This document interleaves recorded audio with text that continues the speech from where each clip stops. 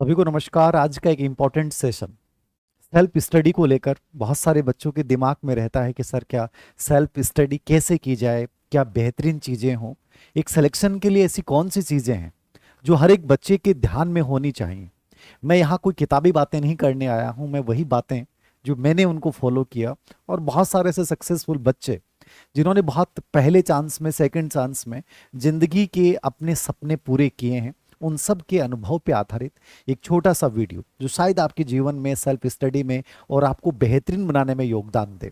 मैं Steve jobs की autobiography पढ़ रहा था और उसमें एक लाइन थी, जो लोग इतने पागल होते हैं जो कि सोचते हैं कि वे दुनिया को बदल देंगे, वास्तव में वो लोग ऐसा कर डालते हैं।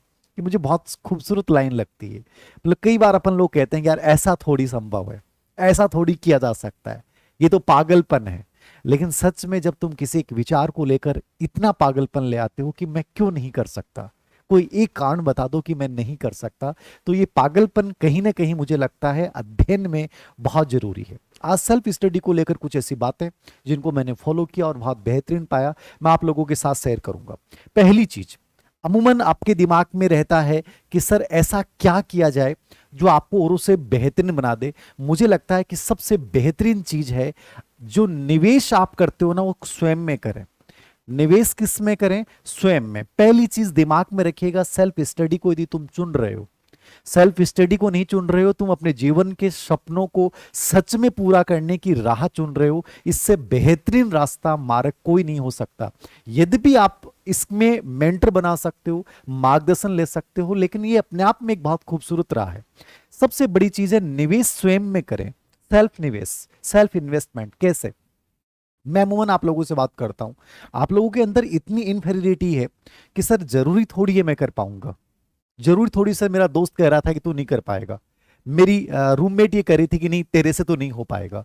सबसे बड़ी चीजें हैं सेल्फ इन्वेस्टमेंट का मतलब है आप हर बाहर की चीज को इग्नोर करना शुरू कर दोगे, हर ना को आप हाँ कहना शुरू कर दोगे। उनकी ना तुम्हारी जिंदगी में जब प्रभावित करना तुम्हें बंद कर देती है, ये सेल्फ इन्वेस्टमेंट है।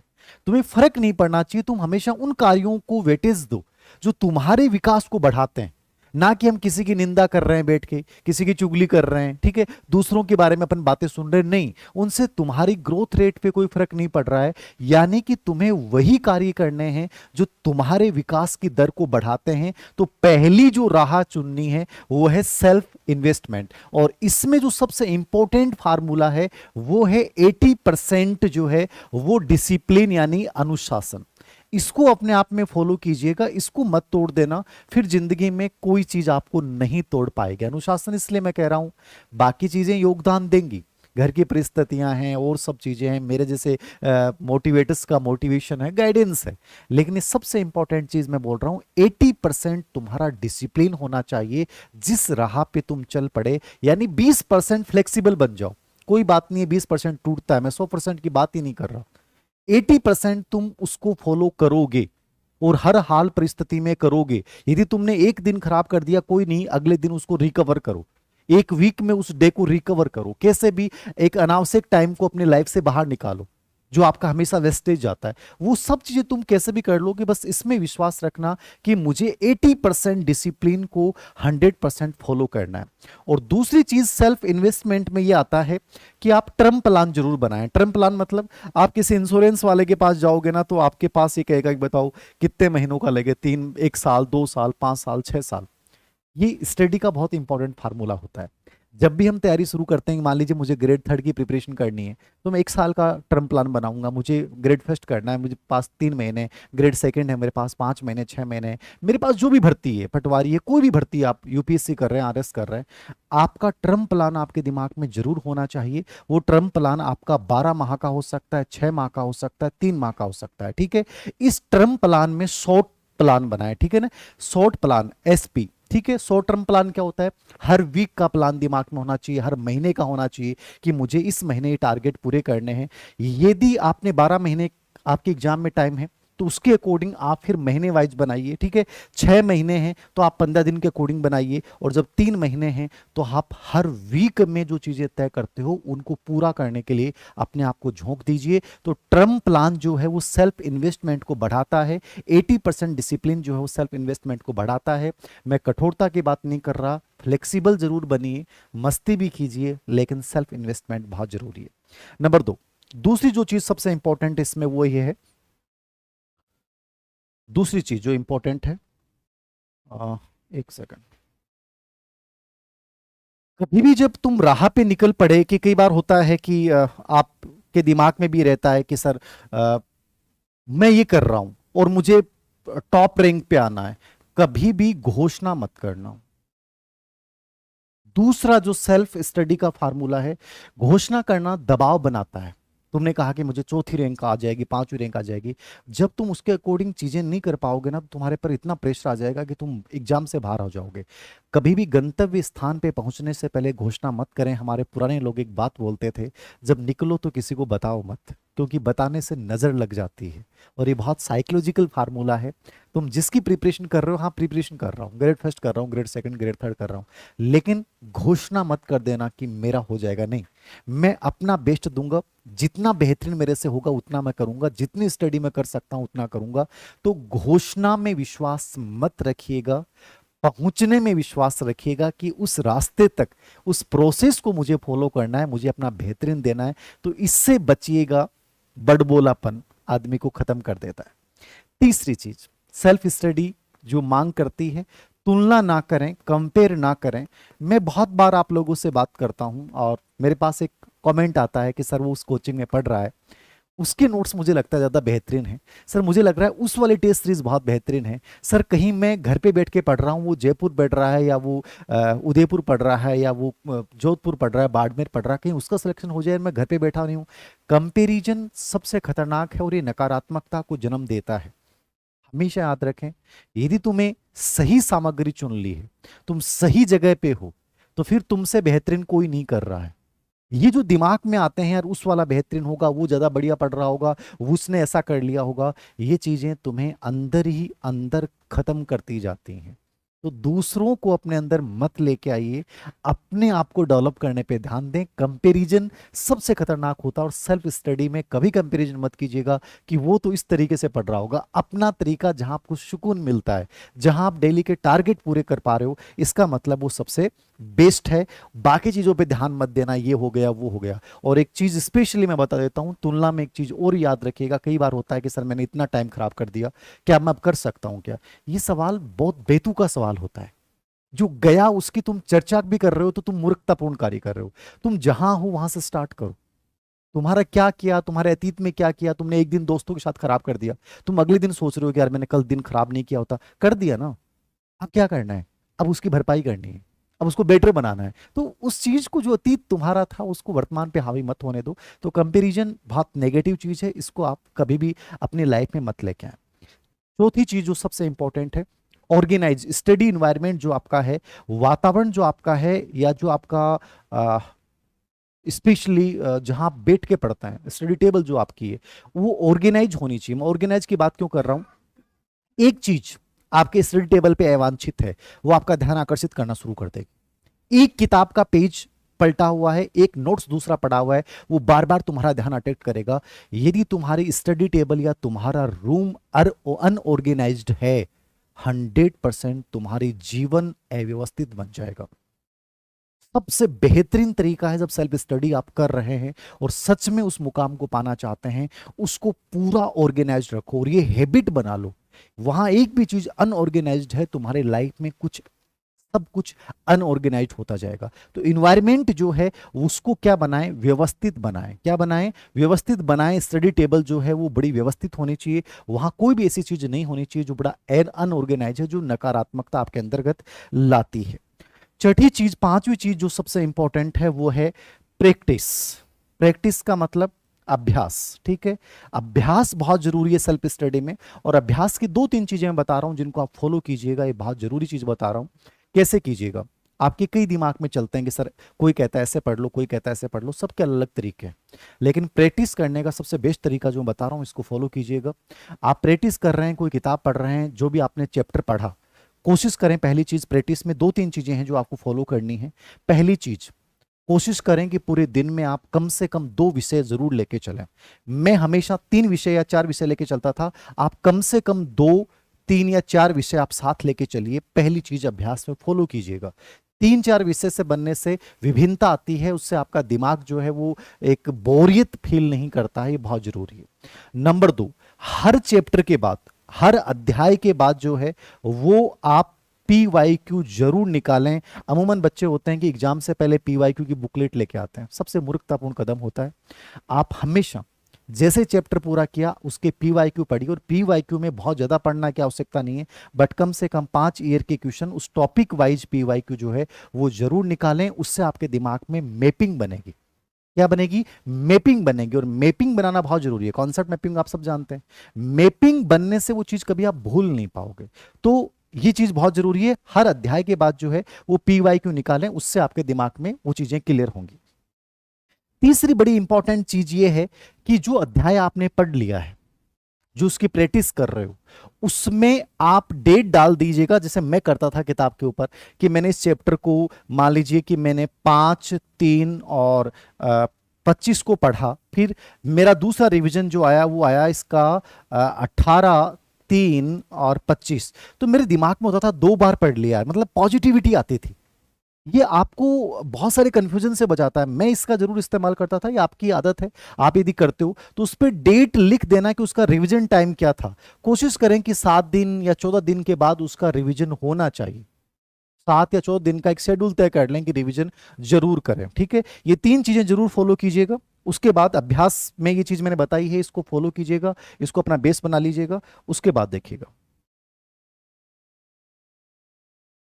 चौथी, 5वीं चीज, पढ़ने के तरीके में बहुत सारी चीजें होती हैं, सबके अपने अपने तरीके हैं।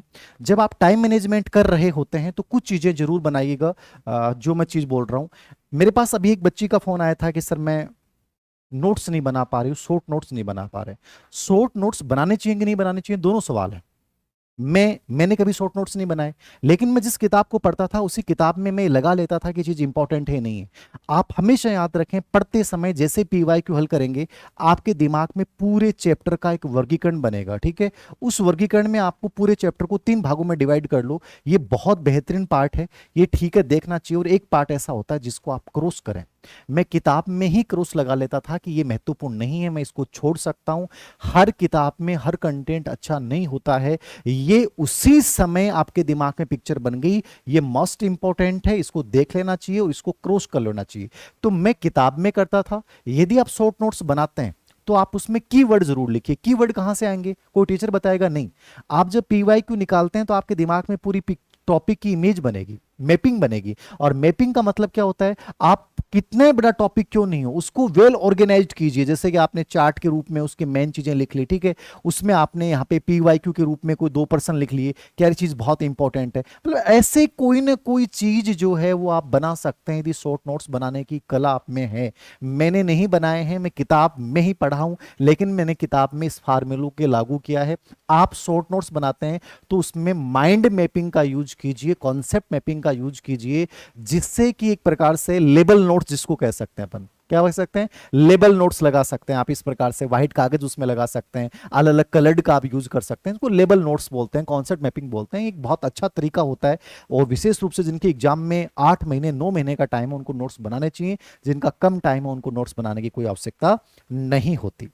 एक चीज और मेरे पास बच्चों को लेकर आता है, सेल्फ स्टडी से रिलेवेंट चीज है, छठी चीज, टाइम मैनेजमेंट में कई बार ये प्रॉब्लम आती है कि सर हमें कौन से टाइम को चूज करना चाहिए। ये भी बेतु का सवाल है। आप कौन से टाइम में सहज महसूस करते हैं उसको चूज कीजिए, मॉर्निंग में, लेट नाइट, जब भी। लेकिन इसमें दूसरी चीज याद रखिएगा, जैसे मैं मॉर्निंग टाइम में पढ़ता था तो मैंने उस शेड्यूल को कभी चेंज नहीं किया, वो मेरी हैबिट बन गई, मुझे मजा आने लग गया, वो मेरी आदत बन गई। याद रखना, आपने एक दिन लेट नाइट पढ़ाई की, अगले दिन आपने मॉर्निंग, दूसरे दिन मॉर्निंग में शुरू कर दी, आप महीने में यदि 4 बार ये चेंज करते हैं, आप सबसे खतरनाक राह पे हैं। आप बहुत इतने पागल हो जाएंगे, समझ में नहीं आएगा। जिस शेड्यूल को तुम फॉलो कर रहे हो टाइम मैनेजमेंट में, चाहे मॉर्निंग हो, लेट नाइट हो, जो भी हो, उसी को एक को फॉलो कीजिए, उसमें बार बार बदलाव लेके मत आइए। वो आपके गलत स्टडी हैबिट्स आपके अंतर्गत क्रिएट कर देगा। तो टाइम मैनेजमेंट में स्पेशली ये फॉलो कीजिएगा, ये बहुत जरूरी है। एक, हाँ शेड्यूल हो गया, ठीक है, ये कर दिया। कम से कम 2 सब्जेक्ट 4 सब्जेक्ट मैंने बता दिया। डेट आप डाल लीजिए, मैंने देखा है। और एक चीज और याद रखिएगा, मान लीजिए आपने टॉपिक पढ़ा है, तो जैसे मैं इसको स्पेशली करता था, आप करते हैं कि नहीं करते हैं, स्पेस्ड लर्निंग का प्रयोग करें। स्पेस लर्निंग का मतलब एक याद करने का तरीका है। आप हर घंटे बाद 10 मिनट का अंतराल दीजिए, ठीक है। आप 2 दिन बाद में, 7 दिन बाद में 2 घंटे कोई अलग गतिविधि कीजिए, ये बहुत अच्छा होता है। इसमें भी आप एक काम कीजिए कि आपने चैप्टर पूरा पढ़ लिया, PYQ देख लिए, बंद कर दिए, उसके बाद जब आप उसको दोबारा रिवाइज कर रहे हो ना, उस समय डायरेक्ट कभी भी किताब मत खोल लेना। मैंने तो कभी इस्तेमाल नहीं की। मेरे 7 दिन पहले पढ़ा हुआ टॉपिक है और मैंने उस किताब को खोला, चैप्टर पहला है, फिर मैं अपने माइंड में याद करूंगा उस टॉपिक को, यार क्या क्या मुझे कितना याद है।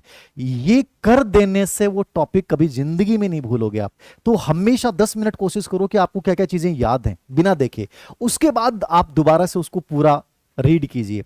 ये इतना गजब का फार्मूला है, यदि आप इसको यूज करते हैं। मैंने तो इतनी मोटी मोटी किताबें पढ़ी हैं और वो याद हो गई थी है। आप लोग कई बार रोना रोते हैं कि सर ये चीजें कैसे होंगी, सिलेबस तो बहुत बड़ा है। एक्चुअली क्या है कि आपके पढ़ने के तरीके बहुत गलत हैं, आपके प्रैक्टिस करने के तरीके बहुत गलत हैं, या कोचिंग में जो पढ़ाते हैं वो बहुत गलत तरीके से आपको पढ़ा रहे हैं।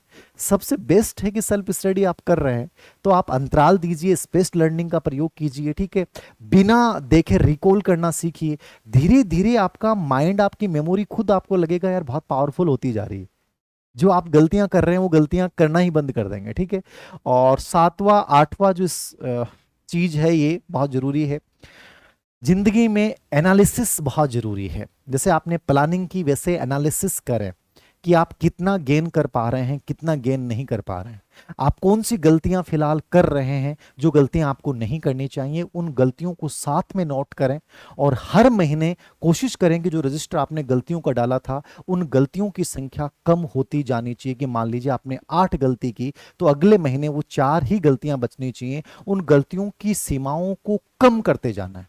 ये आपको इतना ऑर्गेनाइज्ड बना देगा, आपको मजा नहीं लग जाएगा, क्या सर मजा आ रहा है, चीजें बहुत सही लग रही हैं, ठीक है। तो ये जरूर एनालिटिकल एक रजिस्टर जरूर डाल के रखिए।